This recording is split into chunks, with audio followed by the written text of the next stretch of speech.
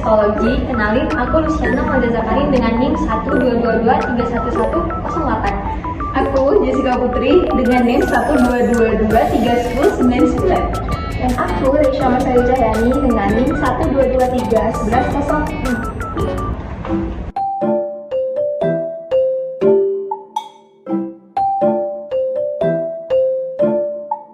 Skripsi ini tuh dianalisis sebagai bentuk kontribusi terhadap pelestarian naskah klasik yang serat dan nilai-nilai historisnya itu seperti linguistik dan sastra.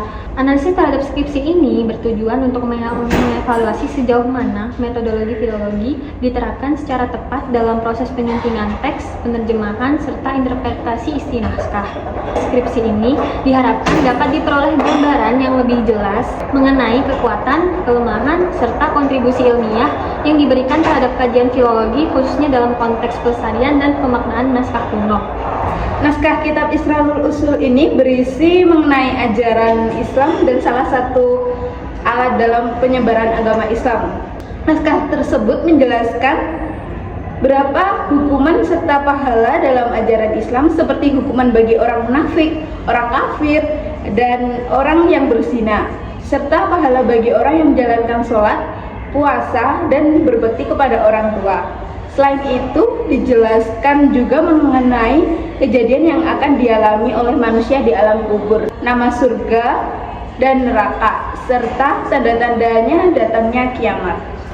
Penelitian terhadap Kitab Israrul Usul ini mengungkapkan bahwa naskah ini berisi ajaran Islam yang digunakan sebagai alat dakwah, membahas ganjaran dan hukuman dalam Islam, kehidupan di alam kubur, nama surga dan neraka, serta tanda-tanda penghentian. Kajian ini menggunakan pendekatan filologis dan sosiolinguistik untuk mengungkap teks dari kesalahan serta menganalisis campur kode dan alih kode yang melibatkan bahasa Jawa, bahasa Arab, serta bahasa Madura dan Melayu. Metode penelitian ini meliputi studi naskah, penyuntingan teks, dan analisis data linguistik, dan hasilnya diharapkan menghasilkan teks yang mendekati bentuk aslinya serta pemahaman mendalam terhadap konteks sosial budaya di dalam naskah tersebut.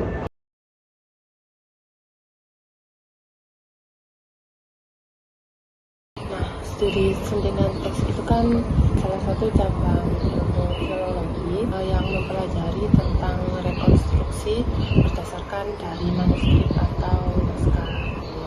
Suntikan teks sendiri ini yaitu mendekati teks, menghadirkan teks yang mendekati naskah aslinya untuk dibaca oleh pembaca pada masa dulu. Kalau alih kode dan campur kode itu kan salah satu cabang ilmu linguistik mempelajari bagaimana penutur bisa berkomunikasi dengan dua bahasa atau disebut multilingual.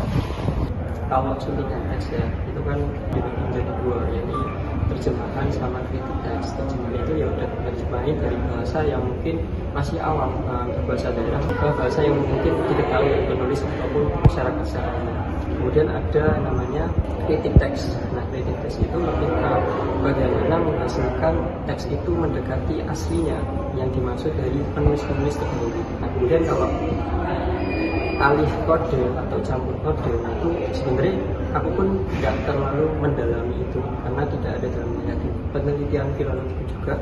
Itu lebih ke bagaimana proses pengukuran dari dua bahasa nanti dalam teks itu dijadikan satu bahasa.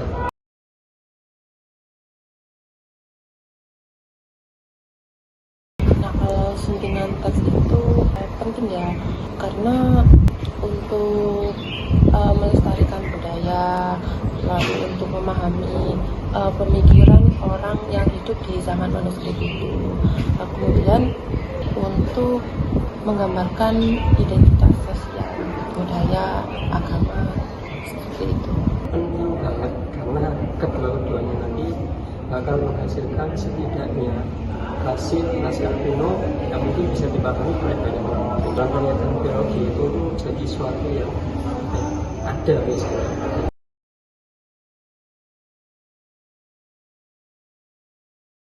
Misalnya sangat membantu sih. Ini studi teks saja ya. Seperti di zaman dulu kan di dalam manuskrip itu terdapat ajaran-ajaran atau tulisan-tulisan yang sebenarnya juga dipelajari di masa sekarang. Jadi sentilan teks itu untuk memperjelas secara ilmiah. Alikode dan campur kode ini bisa dihubungkan dengan studi sentilan teks ini seperti pada naskah yang kelompok kamu pilih. Di dalam naskah tersebut kan terdapat 4 bahasa, kalau nggak salah ada Melayu, Jawa Baru, Kawi, sama satunya Paku. Itu alikode dan campur kode itu sangat membantu sih dalam sentilan teks. Pasti iya, karena ya lebih naskah kuno kan berisi informasi-informasi entah lewat cerita ataupun lewat pengetahuan zaman dahulu. Ketika dia disunting atau dialikode, maka dia bisa membaca banyak orang, dan ketika dibaca banyak orang, artinya informasi itu tersebar luas, bukan hanya di penulisnya tapi di masyarakat umum.